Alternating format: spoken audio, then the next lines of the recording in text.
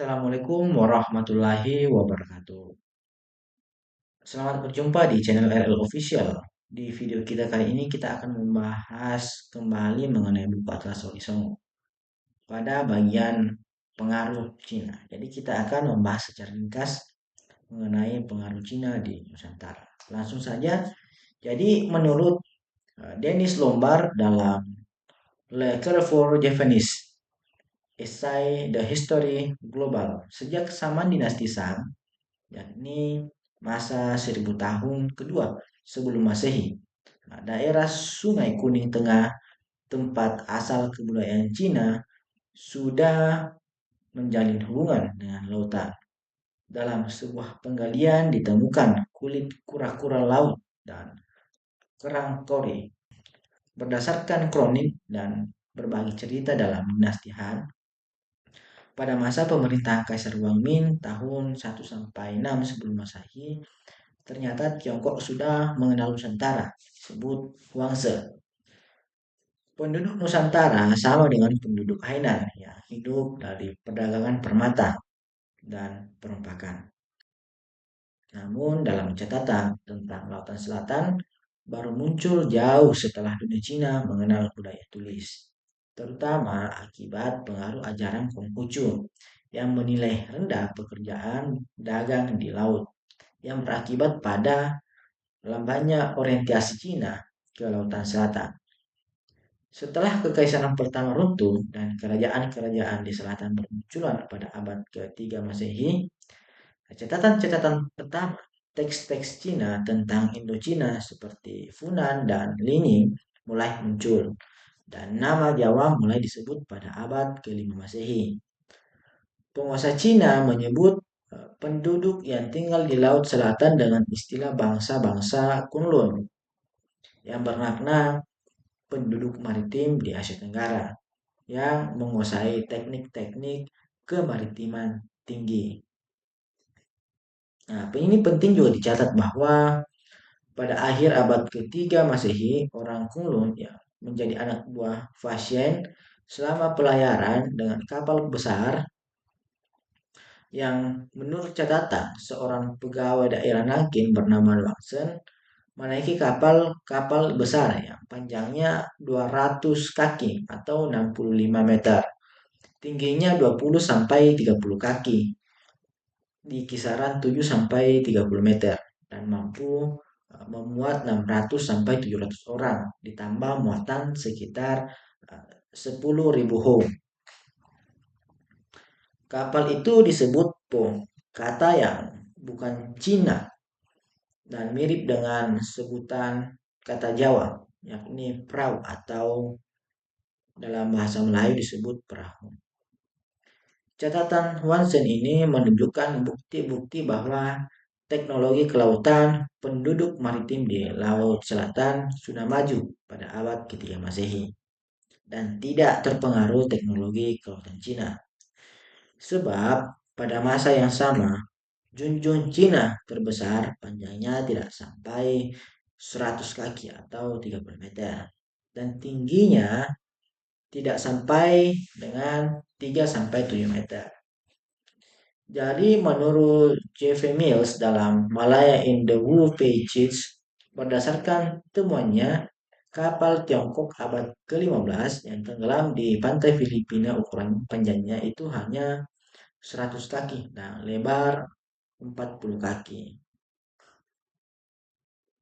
Jadi catatan Watson diperkuat pasien yang menunjukkan bahwa katanya dia tinggal belasan tahun lebih di India. Kemudian ia berlayar dari Sri Lanka dengan sebuah kapal besar yang berpenumpang sekitar 200 orang. Di tengah perjalanan, kapal pasien diserang badai besar, tetapi berhasil mendarat di Yepoti, yaitu Yawa Dipa, nama pulau Jawa dalam transkripsi Sanskerta. Pasien tinggal di Jawa sekitar 5 bulan, menunggu selesainya pembuatan sebuah kapal besar yang sama dengan kapal besar yang rusak akibat badai. Untuk kembali ke negeri Cina,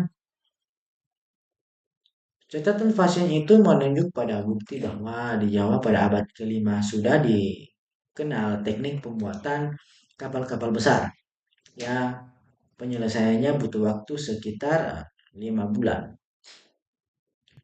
Selain teknik-teknik menanam padi, menampak perunggu dan besi, menenun pakaian, serta perdagangan, pengaruh Cina ke wilayah Nusantara itu tidak cukup kuat, terutama yang berkaitan dengan agama dan tatanan sosial, serta nilai-nilai kemasyarakatan.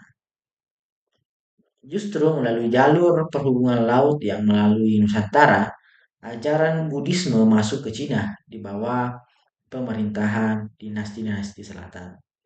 Itu menunjuk bahwa sebelum sampai ke Cina, Buddhisme telah berkembang lebih dulu di sejumlah daerah di Nusantara.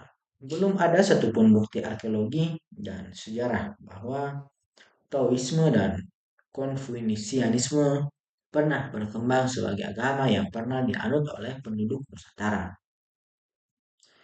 Menurut Lois, pada abad ke-7 Masehi, Canton menjadi pelabuhan penting yang dikunjungi kapal-kapal dari berbagai negara, terutama dari selatan.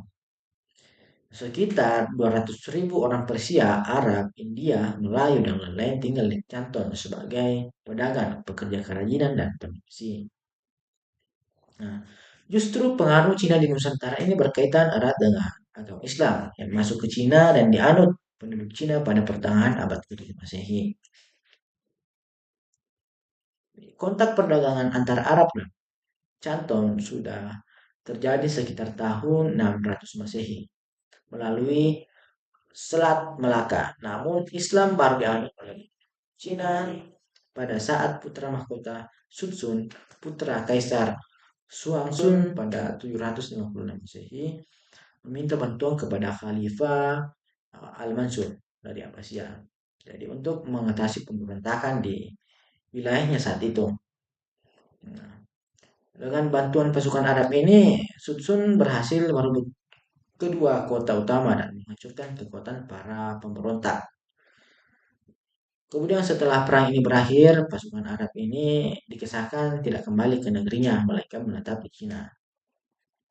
Meskipun pernah terlibat konflik dengan gubernur Canton. Kaisar akhirnya memperbolehkan mereka untuk tinggal di Cina dan bahkan memberi anugerah tanah dan rumah di berbagai kota. Tempat mereka menetap dan menikahi perempuan-perempuan setempat. Bahkan selama masa pemerintah dinasti Tang, sekitar tahun 713 sampai 752 Masehi, sudah dicatat kehadiran orang-orang Arab yang membawa kitab suci untuk hadiah kepada kaisar. Sejak masa itu, ajaran agama dari negeri asing itu bercampur dengan ajaran agama pribumi Cina. Mas'ud mencatat bahwa pada pertengahan abad 9, Canton sudah menjadi kota yang dihuni masyarakat muslim. Yang sebagiannya adalah saudagar-saudagar dari Basra, Siraf, Oman, dan kota-kota pelabuhan India. Namun, akibat serangan pemberontak Huan Chao pada 879 Masehi, tidak kurang dari 200.000 orang Islam, Yahudi, Majusi, dan Kristen itu tewas oleh senjata atau tenggelam dalam air ketika lari dikejar-kejar para pemberontak. Meski hancur, masyarakat Islam Canton tidak punah sama sekali. Perlahan-lahan masyarakat dagang Muslim bangkit lagi dan belakangan bahkan menyebar ke provinsi Yangzhou dan Zhangzhou. Pada saat dinasti Yuan menaklukkan Tiongkok pada awal abad ke-13, terjadi migrasi besar-besaran orang-orang beragama Islam, berkebangsaan Arab, Persia, Turki, dan lain-lain. Sebagaimana migran itu datang sebagai pedagang, seniman, tentara, kolonis, dan ada pula yang dibawa sebagai tawanan. Mereka menetap dan menikah dengan perempuan-perempuan Cina. Di antara orang-orang Islam tersebut berhasil menduduki jabatan penting dalam pemerintahan Mongol tersebut. Seperti Abdul Rahman yang pada abad tahun 1244 Masehi menjadi Menteri Keuangan Umar Syamsuddin alias Syed Ajal. Pengaruh Islam dari Cina yang tidak boleh dilewatkan adalah berhubungan dengan kunjungan Laksamana Chen Kong yang dimulai tahun 1405 Masehi yang sebelum ke Jawa sehingga terlebih dahulu di Samudra Pasai di Sultan Zainal Abidin Bahyansyah dalam rangka membuka hubungan politik dan perdagangan. Kemudian sewaktu di Jawa, Laksamana Cheng Ho menemukan komunitas masyarakat Muslim Tionghoa di Tuban, Gresik, dan Surabaya dengan rincian masing-masing berjumlah 1.000 keluarga pada tahun 1407 Masehi. Laksamana Cheng Ho singgah di Palembang, menumpas para perompak Hokian dan membentuk masyarakat Muslim Tionghoa. Pada tahun yang sama pula, masyarakat Muslim Tionghoa juga dibentuk di Sambas. Pengaruh Muslim Tionghoa dalam penyebaran Islam setidaknya terlihat pada bukti-bukti arkeologi pada masjid-masjid kuno yang dibangun pada perempat akhir abad 15 Masehi, seperti Masjid Agung Demak, Masjid Agung Kesepuhan Cirebon, Masjid Kudus. Dindingnya banyak ditempel piring porselin dari dinasti Ming. Keberadaan Muslim Tionghoa dalam kaitan dengan perkembangan dakwah Islam sudah dicatat dalam Babat Inggresik yang menuturkan bahwa sewaktu Sunan Dalem atau Sunan Giri II diserang bala tentara dari Sengguru yang diperintah Sunan Dalem untuk menghadang pasukan Sengguru di Lamongan adalah prajurit Patang Puluhan Tionghoa yang bersenjata api pimpinan Panji Laras dan Giris. Meski kalah dan kemudian mundur, pasukan Muslim Tionghoa Gresik tetap mengawal Sunan dalam saat mengungsi ke Gumeno. Pasukan Muslim Tionghoa Gresik itu dicatat pula kepahlawanannya sewaktu membela penambahan agung atau cucu buyut Sunan Giri dari serangan pasukan Mataram yang dipimpin Adipati Pekik dan permaisurinya Ratu Pandansari. Pada saat pasukan Muslim Tionghoa kalah karena jumlah yang tidak seimbang, pimpinnya yang bernama Endrasena ditangkap dan dipenggal oleh pasukan Mataram. Jadi demikian video kali ini, semoga bermanfaat. Assalamualaikum warahmatullahi wabarakatuh.